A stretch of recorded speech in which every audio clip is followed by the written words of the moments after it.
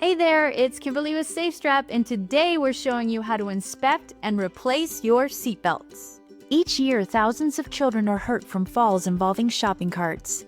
Many stores are unaware of the ASTM shopping cart safety standard. Retailers have the hardest duty under this standard, which says they must keep the carts and restraints in good working order at all times or remove the carts from service.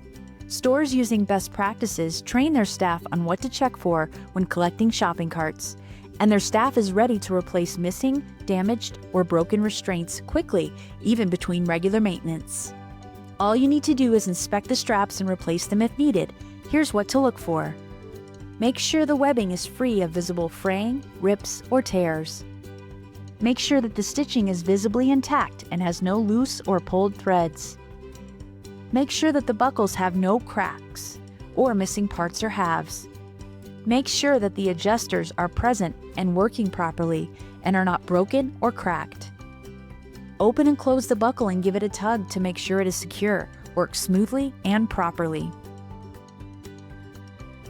There should be no signs of excessive wear, fading, stains, or damage on any part of the restraint. The overall look of the restraint should offer a clean and inviting appearance. Here's how simple it is to replace a restraint. First, make sure you know the correct place to install the restraint. It's most likely where the old strap is. But to double check, we give you a book that shows every cart and where the strap is installed on each model. Simply find yours by matching your cart to the diagram in the book.